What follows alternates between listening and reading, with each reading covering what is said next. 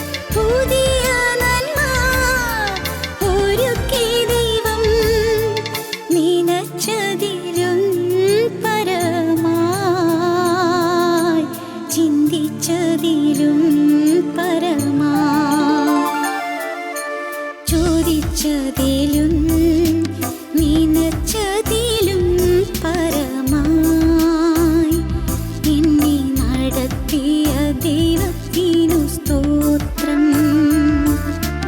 ചിന്തിച്ചതിലും പറഞ്ഞതിലും പരമായി എന്നെ കരുതിയ ദൈവത്തിനു സ്തോത്രം. ഈ ദൈവം നല്ല ദൈവം, ഈ ദൈവം എൻ സഹായം, ഈ ദൈവം എൻ്റെ യേശു, ഈ ദൈവം നല്ലൊരാശ്രയം, ഈ ദൈവം എൻ്റെ യേശു, ഈ ദൈവം നല്ലൊരാശ്രയം. ഞങ്ങളോ ക്രൂശിക്കപ്പെട്ട ക്രിസ്തുവിനെ പ്രസംഗിക്കുന്നു. ദൈവ തിരുനാമത്തിൻ്റെ മഹത്വം ഉണ്ടാകട്ടെ. ലേവ്യ പുസ്തകം 19 അധ്യായം 1-2 വാക്യങ്ങൾ. യഹോവ പിന്നെയും മോശയോട് അരുളി ചെയ്തത്, നീ ഇസ്രായേൽ മക്കളുടെ സർവ്വസഭയോടും പറയേണ്ടത് എന്തെന്നാൽ, നിങ്ങളുടെ ദൈവമായ യഹോവ എന്ന് ഞാൻ വിശുദ്ധനാകയാൽ നിങ്ങളും വിശുദ്ധരായിരിപ്പീൻ. ലേവ്യ പുസ്തകത്തിൽ ആവർത്തിച്ച് ഈ വാക്കുകൾ നിത്യനായ ദൈവം അരുളി ചെയ്യുന്നത് നമുക്ക് വായിക്കാൻ സാധിക്കും. ലേവ്യ പുസ്തകം 20 അധ്യായത്തിൽ 7 വാക്യം, ആകയാൽ നിങ്ങളെ തന്നെ ശുദ്ധീകരിച്ച് വിശുദ്ധന്മാരായിരിപ്പീൻ. ഞാൻ നിങ്ങളുടെ ദൈവമായ യഹോവയാകുന്നു, എൻ്റെ ചട്ടങ്ങൾ പ്രമാണിച്ച് ആചരിപ്പീൻ, ഞാൻ നിങ്ങളെ ശുദ്ധീകരിക്കുന്ന യഹോവയാകുന്നു. 20 അധ്യായം 26 വാക്യം, നിങ്ങളെനിക്ക് വിശുദ്ധന്മാരായിരിക്കണം, യഹോവയായ ഞാൻ വിശുദ്ധനാകൊണ്ട് നിങ്ങളും എനിക്ക് വിശുദ്ധന്മാരായിരിക്കണം. ലേവ്യ പുസ്തകം 21 അധ്യായം 8 വാക്യം, നിങ്ങളെ ശുദ്ധീകരിക്കുന്ന യഹോവയായ ഞാൻ വിശുദ്ധനാകുന്നു. ലേവ്യ പുസ്തകം 21 അധ്യായത്തിൻ്റെ 15 വാക്യം, ഞാൻ അവനെ ശുദ്ധീകരിക്കുന്ന യഹോവയാകുന്നു. അതുതന്നെ 28 വാക്യത്തിൽ, ഞാൻ അവരെ ശുദ്ധീകരിക്കുന്ന യഹോവയാകുന്നു. വീണ്ടും 22 അധ്യായം 9 വാക്യം, ഞാൻ അവരെ ശുദ്ധീകരിക്കുന്ന യഹോവയാകുന്നു. 22 അധ്യായം 16 വാക്യം, ഞാൻ അവരെ ശുദ്ധീകരിക്കുന്ന യഹോവയാകുന്നു. ഞാൻ യഹോവയാകുന്നു, എൻ്റെ വിശുദ്ധ നാമത്തെ നിങ്ങൾ അശുദ്ധമാക്കരുത്. ഇസ്രായേൽ മക്കളുടെ ഇടയിൽ ഞാൻ ശുദ്ധീകരിക്കപ്പെടണം, ഞാൻ നിങ്ങളെ ശുദ്ധീകരിക്കുന്ന യഹോവയാകുന്നു. യെഹെസ്കേൽ പ്രവാചകന്റെ പുസ്തകം 43 അധ്യായം 12 വാക്യം. ഇതാകുന്നു ആലയത്തെക്കുറിച്ചുള്ള പ്രമാണം. പർവ്വതത്തിൻ്റെ മുകളിൽ അതിൻ്റെ അതിർത്തിക്കകമെല്ലാം അതിവിശുദ്ധമായിരിക്കണം. അതേ, ഇതാകുന്നു ആലയത്തെക്കുറിച്ചുള്ള പ്രമാണം. ഞാൻ ചില വാക്യങ്ങൾ ഇപ്പോൾ വായിച്ചു എന്നേ ഉള്ളൂ. പ്രിയപ്പെട്ടവരെ, നമ്മെ വിശുദ്ധരായി കാണാൻ കർത്താവ് ആഗ്രഹിക്കുന്നു. വിശുദ്ധിയാണ് വാസ്തവത്തിൽ ഒരു മനുഷ്യൻ്റെ ഏറ്റവും വലിയ ശക്തി. ഒരു മനുഷ്യൻ്റെ ഏറ്റവും വലിയ ബലം വിശുദ്ധിയാണ്. ഏറ്റവും വലിയ കരുത്ത് വിശുദ്ധിയാണ്. ഏറ്റവും വലിയ പ്രാഗൽഭ്യം വിശുദ്ധിയാണ്. ഏറ്റവും വലിയ ധൈര്യം വിശുദ്ധിയാണ്. ജീവിതത്തിൽ വിശുദ്ധി ഉണ്ടെങ്കിൽ, ഹൃദയത്തിൽ നൈർമല്യമാണെങ്കിൽ, ദുഷ്ടലാക്ക് ജീവിതത്തിൽ ഇല്ലെങ്കിൽ നാം ഒന്നും ഭയപ്പെടേണ്ട ആവശ്യമില്ല. നല്ല ധൈര്യമായി നമുക്ക് മുന്നോട്ട് പോകാം. എന്ത് സംഭവിച്ചാൽ എന്താണ്? ക്രിസ്തു എൻ്റെ കൂടെ ഉണ്ട് എന്നുള്ള ഉറപ്പ്. ആരെല്ലാം എതിർത്താൽ എന്താണ്? ക്രിസ്തു എൻ്റെ കൂടെ ഉണ്ട് എന്നുള്ള പ്രാഗൽഭ്യം. എന്തെല്ലാം സംഭവിച്ചാൽ എന്താണ്? രോഗം വന്നാലെന്ത്, ദുരിതങ്ങൾ വന്നാലെന്ത്, ആപത്തുകൾ വന്നാലെന്ത്, എൻ്റെ യേശു എന്നോടുണ്ടല്ലോ. നിത്യജീവൻ്റെ സൗഭാഗ്യത്തിലേക്ക് അവൻ എന്നെ ആനയിക്കുന്നല്ലോ. നിത്യജീവൻ്റെ നിത്യസ്വർഗത്തിൻ്റെ സന്തോഷത്തിലേക്ക് ദൈവം എന്നെ നയിക്കുന്നല്ലോ. ഈ ഒരു ഉറപ്പ്, പ്രിയപ്പെട്ടവരെ, ഏറ്റവും വലിയ ധൈര്യം ക്രിസ്തു കൂടെ ഉണ്ട് എന്നുള്ളതാണ്. ക്രിസ്തു കൂടെ ഉണ്ടായിരിക്കണമെങ്കിൽ ജീവിതം വിശുദ്ധമായിരിക്കണം. സ്നേഹിതരെ പറയട്ടെ, നിങ്ങളുടെ ജീവിതത്തിൽ ഈ ധൈര്യം നിങ്ങൾക്ക് കിട്ടുന്നുണ്ടോ? ആരെല്ലാം തെറ്റിദ്ധരിച്ചാലും, ആരെല്ലാം പകച്ചാലും, ഏതെല്ലാം പ്രശ്നങ്ങളും പ്രതിസന്ധികളും ജീവിതത്തിൽ വന്നാലും എൻ്റെ യേശു എൻ്റെ കൂടെ ഉണ്ട്. എന്തുകൊണ്ട്? ഞാൻ മനസ്സറിഞ്ഞ് അരുതാത്തൊരു കാര്യം ചെയ്യുകയില്ല, അരുതാത്തൊരു കാര്യം എൻ്റെ ജീവിതത്തിൽ വരികയില്ല. എൻ്റെ ദൈവത്തിന് സ്തോത്രം. എന്തൊരു ധൈര്യമാണെന്നോ, എന്തൊരു ശക്തിയാണെന്നോ, എന്തൊരു ബലമാണെന്നോ. എൻ്റെ കരുണയുള്ള കർത്താവിൻ്റെ വലിയ നാമം മഹത്വപ്പെടട്ടെ. ഞാൻ ഭയത്തോട് പറയട്ടെ, പ്രിയപ്പെട്ടവരെ, അപ്പോസ്തലനായ പൗലോസ് ഈ വിശുദ്ധന്മാരിൽ ഏറ്റവും ശക്തനായി അറിയപ്പെട്ട പൗലോസ് ലീഗ വളർന്നു വരുമ്പോൾ പറയുന്നത് എന്താണെന്നറിയാമോ? ഞാൻ തികഞ്ഞു എന്നല്ല. അപ്പോസ്തലനായ പൗലോസ് പറയുന്നത് ലഭിച്ചു കഴിഞ്ഞു എന്നോ തികഞ്ഞവനായി എന്നോ അല്ല. ക്രിസ്തു യേശുവിനാൽ ഞാൻ പിടിക്കപ്പെട്ടിരിക്കുന്നത് കൊണ്ട് എനിക്കും അത് പിടിക്കാമോ എന്ന് വെച്ച് ഞാൻ പിന്തുടരുന്നതേ ഉള്ളൂ. ലഭിച്ചു കഴിഞ്ഞു എന്ന് ഞാൻ അഭിമാനിക്കുന്നില്ല. ഞാൻ തികഞ്ഞവനായി എന്ന് ഞാൻ പറയുന്നില്ല. ഫിലിപ്പിയ ലേഖനം 3 അധ്യായത്തിൽ ലഭിച്ചു കഴിഞ്ഞു എന്നോ തികഞ്ഞവനായി എന്നോ അല്ല, ക്രിസ്തു യേശുവിനാൽ ഞാൻ പിടിക്കപ്പെട്ടിരിക്കുന്നത് കൊണ്ട് എനിക്കും അത് പിടിക്കാമോ എന്ന് വെച്ച് ഞാൻ പിന്തുടരുന്നതേ ഉള്ളൂ.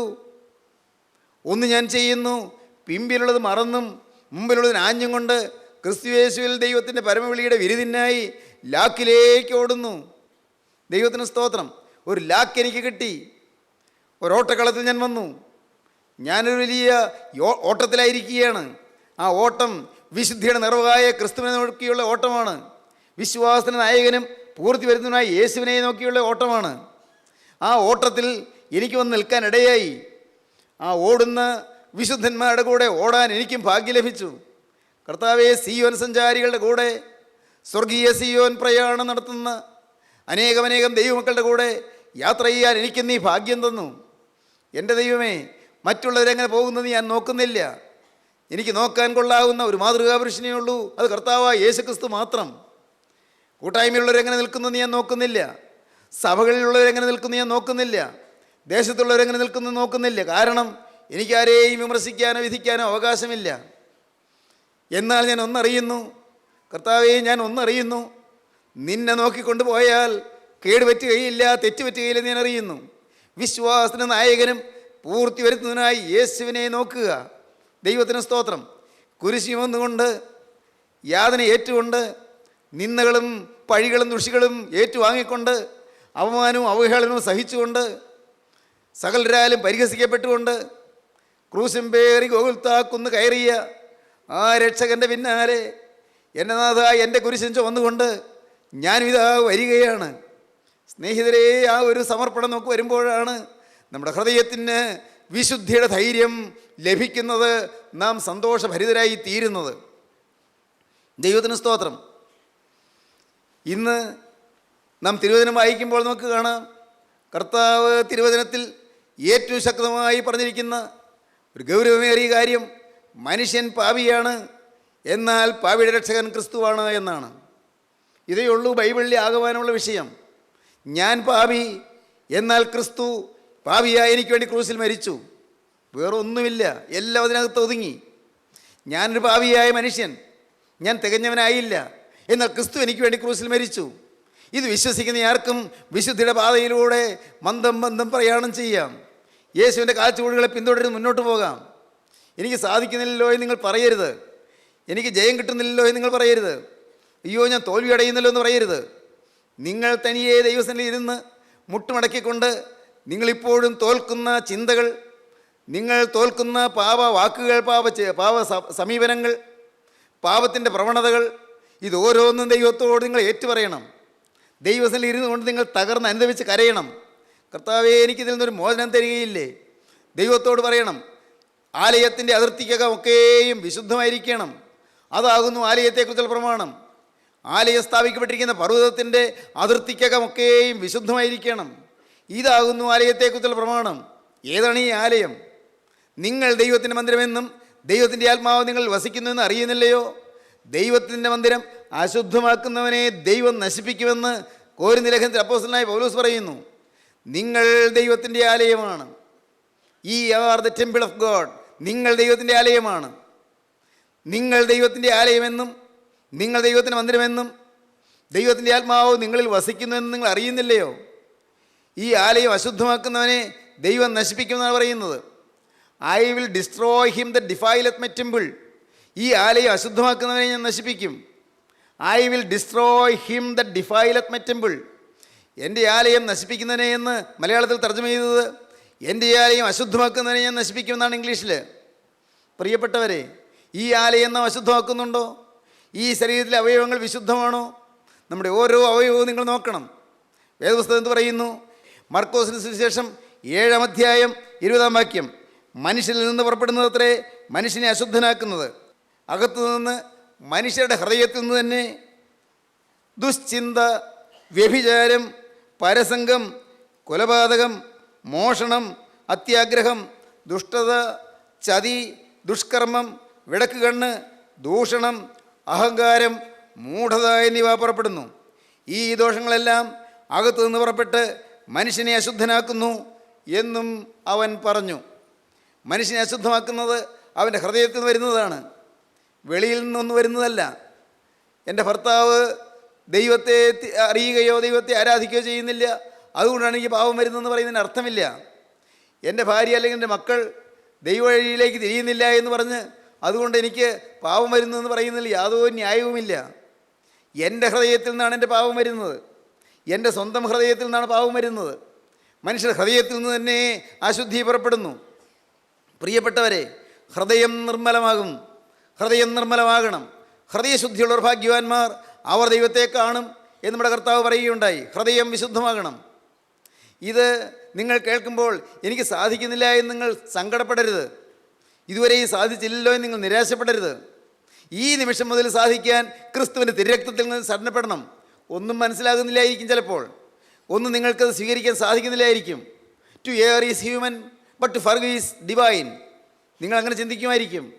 മനുഷ്യനല്ലേ കുറ്റം വരും, പക്ഷേ ദൈവം ക്ഷമിക്കും. To err is human.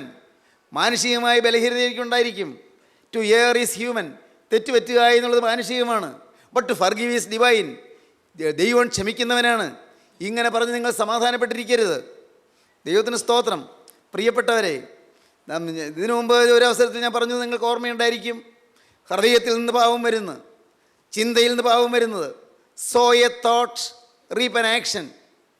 So an action reap a habit. Sow a habit reap a character. And sow a character reap your destiny. ഒരു ചിന്ത വിതയ്ക്കൂ. ഒരേ ചിന്ത തന്നെ ഇങ്ങനെ വന്നുകൊണ്ടിരിക്കുന്നു. ചിന്ത വിതയ്ക്കൂ, അതൊരു പ്രവൃത്തിയായി മാറും. പ്രവൃത്തി വിതയ്ക്കൂ, ഒരേ പ്രവൃത്തി ചെയ്തുകൊണ്ടിരിക്കുന്നു, അതൊരു ശീലമായി മാറും. ആ ശീലം തന്നെ തുടർന്നുകൊണ്ടിരിക്കുന്നു, അത് സ്വഭാവമായി മാറും. ആ സ്വഭാവം തന്നെ തുടർന്നുകൊണ്ടിരിക്കൂ, നിങ്ങളുടെ നാശം സംഭവിക്കും, നിങ്ങളുടെ ഭാവി നശിക്കും. Sow a thought reap an action. Sow an action reap a habit.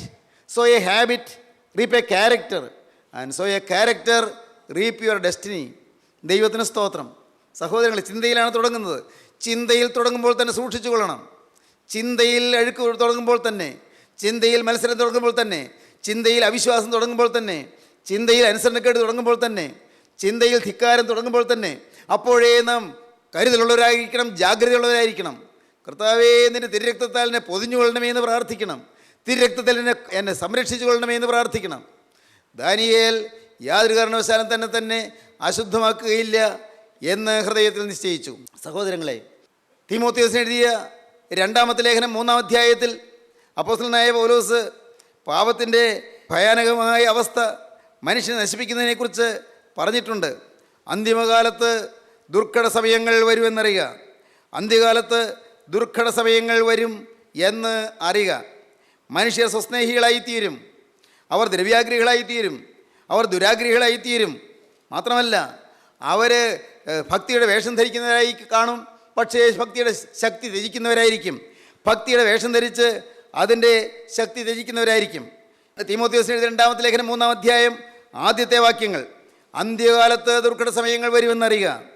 മനുഷ്യർ സ്വസ്നേഹികളും ദ്രവ്യാഗ്രഹികളും വമ്പ് പറയുന്നവരും അഹങ്കാരികളും ദൂഷകന്മാരും അമ്മയപ്പന്മാരെ അനുസരിക്കാത്തവരും നന്ദി കെട്ടവരും അശുദ്ധരും വാത്സല്യമില്ലാത്തവരും ഇണങ്ങാത്തവരും ഏഷണിക്കാരും അജിതേന്ദ്രിയന്മാരും ഉഗ്രന്മാരും സൽഗുണദ്വേഷികളും ദ്രോഹികളും ധാർഷ്ട്യക്കാരും നിഗളികളുമായി ദൈവപ്രിയമില്ലാതെ ഭോഗപ്രിയരായി ഭക്തിയുടെ വേഷം ധരിച്ച് അതിന് ശക്തി ത്യജിക്കുന്നവരുമായിരിക്കും. ഭക്തിയുടെ വേഷം, സഹോദരങ്ങളെ, ഭക്തിയുടെ വേഷം കാണും. പ്രാർത്ഥനകളുണ്ട്, നമസ്കാരങ്ങളുണ്ട്, വലിയ ദൈവാലയത്തെക്കുറിച്ചുള്ളതായ തീഷ്ണതകളുണ്ട്, സഭയെക്കുറിച്ചുള്ളതായ വലിയ എരിവുകളുണ്ട്. പക്ഷേ ഭക്തിയുടെ വേഷമെല്ലാം ഉണ്ട്.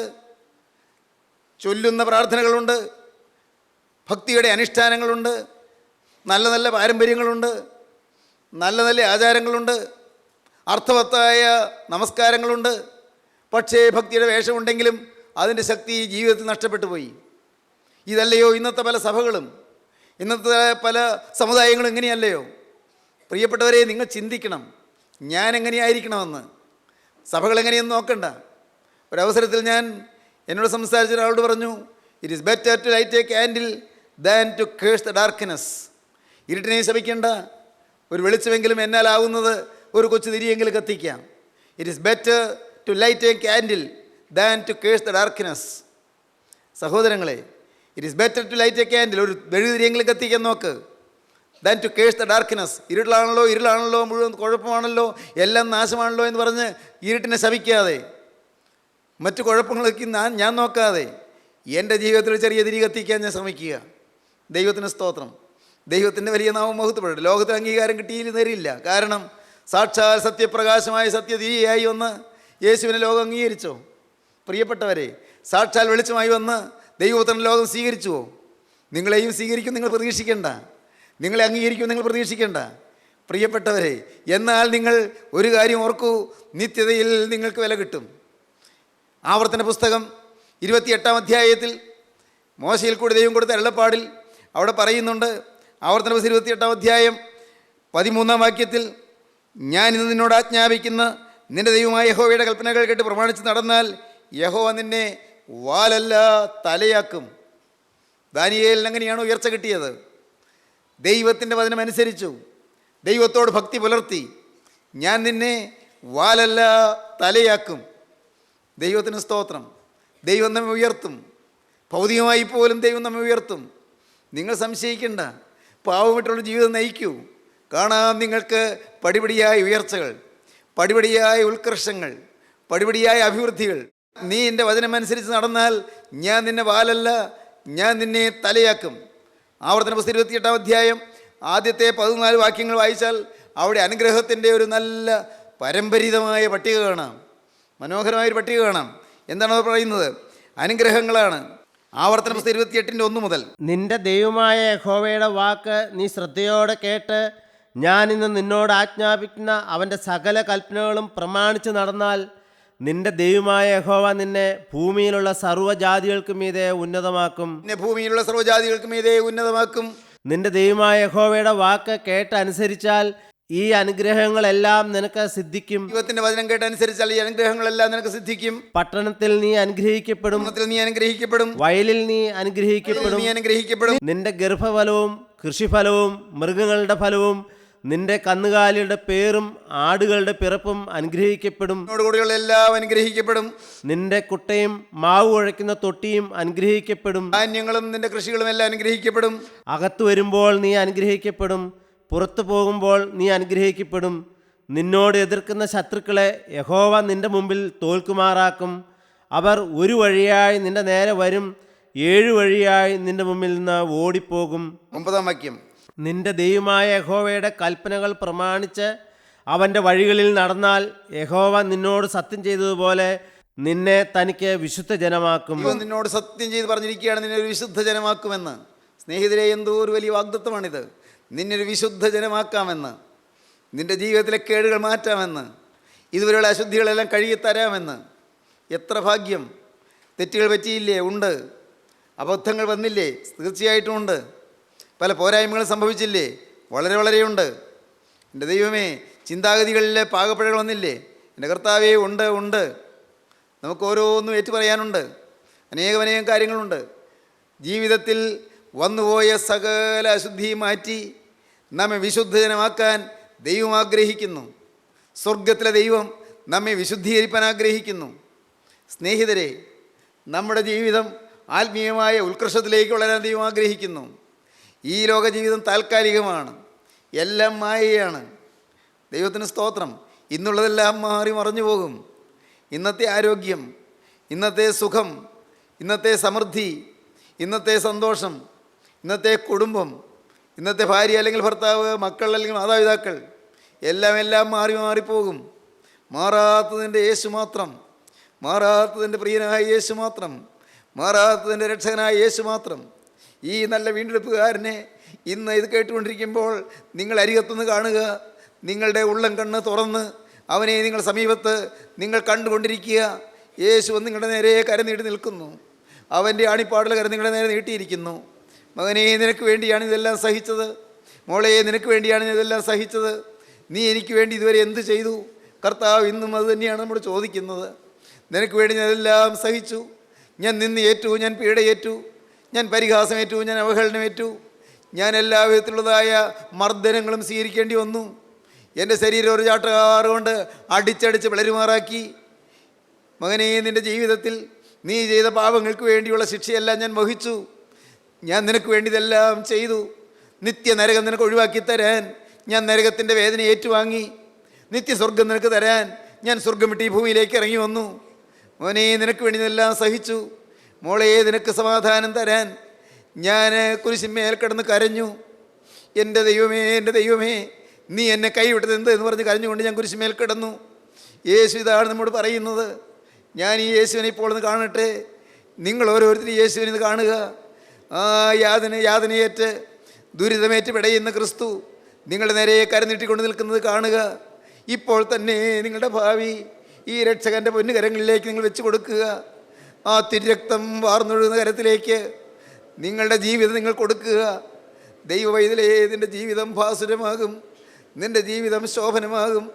ഇതുവരെ ശാന്തി കണ്ടെത്തിയില്ലാത്തതിൻ്റെ ജീവിതത്തിൽ ശാന്തി വരും. ഇതുവരെ സമാധാനം എന്തെന്നറിയാത്തതിൻ്റെ ജീവിതത്തിലേക്ക് സമാധാനം ഒഴുകി വന്നെത്തും. നിൻ്റെ കുടുംബം സമാധാനമായി തീരും. നിൻ്റെ കുഞ്ഞുങ്ങൾ അനുഗ്രഹിക്കപ്പെട്ടവരായി തീരും. നിൻ്റെ ഭാവി ശോഭനമായി തീരും. മരണം വഴിയായി ഭൂമിയിൽ നിന്ന് മാറ്റപ്പെടുമ്പോൾ നീ സ്വർഗസന്തോഷത്തിലേക്ക് പ്രവേശിക്കും. എൻ്റെ പിതാവിനാൽ അനുഗ്രഹിക്കപ്പെട്ടവരെ വരുവീൻ, ലോകസ്ഥാപനം മുതൽ നിങ്ങൾക്ക് വേണ്ടി ഒരുക്കിയിരിക്കുന്ന രക്ഷയെ അവകാശമാക്കിക്കൊള്ളുവീൻ എന്നുള്ള സന്തോഷനാദം കേട്ടുകൊണ്ട് നിങ്ങൾ ദൈവസേനയിൽ പോയി നിൽക്കും. നമുക്ക് ഒരുങ്ങാം, നമുക്ക് സമർപ്പിക്കാം, നമുക്ക് താനോട് വാക്ക് പറയാം. യേശുവേ, ഈ നിമിഷം മുതൽ ഞാനൊരു പുതിയ സൃഷ്ടി. യേശുവേ, ഈ നിമിഷം മുതൽ, ഇപ്പോൾ മുതൽ ഞാനൊരു പുതിയ സൃഷ്ടി നമുക്ക് പറയാം, നമുക്ക് സമർപ്പിക്കാം, നമുക്ക് പ്രാർത്ഥിക്കാം. കാരുണ്യവാനായ ഞങ്ങളുടെ സ്വർഗീയ പിതാവേ, അവിടുത്തെ ജീവൻ ഉറ്റതായ വചനങ്ങൾക്കായി ഞങ്ങൾ ഇതിനെ സ്തുതിക്കുന്നു. അവിടുത്തെ സ്നേഹമൂരുന്ന ശബ്ദത്തിനായി ഞങ്ങൾ ഇതിനെ സ്തുതിക്കുന്നു. ഞങ്ങളുടെ പാവാവസ്ഥയിൽ ഞങ്ങൾക്ക് മാലിന്യം മാറ്റി ഞങ്ങൾക്ക് വിശുദ്ധി തരുവാനായി അവിടുന്ന് ക്രൂശിൽ മരിച്ചതിനായി ഞങ്ങൾ ഇതിനെ സ്തുതിക്കുന്നു. ആ തിരുരക്തം ഗുണകരമായി ഞങ്ങൾ സംസാരിക്കുന്നതിനായി ഞങ്ങൾ സ്തുതിക്കുന്നു. ഈ വചനം കേട്ട് എല്ലാവരെയും നാഥ അവിടുന്ന് അനുഗ്രഹിക്കണമേ. എല്ലാവരുടെ മേലൂടെ തൃക്കരം വയ്ക്കണമേ. എല്ലാവരെയും ആശീർവദിക്കണമേ. രോഗബാധകൾ മാറ്റണമേ. പാവബന്ധനങ്ങൾ അഴിക്കണമേ. ശാപദോഷങ്ങൾ നീക്കണമേ. കുടുംബസമാധാനം നൽകണമേ. എല്ലാം കൊച്ചു കൊച്ചു കുടുംബങ്ങൾ കൊച്ചു കൊച്ചു സ്വർഗങ്ങളായി മാറണമേ. എല്ലാവരും അനുഗ്രഹിക്കപ്പെടണമേ. യേശുക്രിസ്തുവിന്റെ ജയകരമായ നാമത്തിൽ തന്നെ ആമീൻ. ഹല്ലേലൂയ.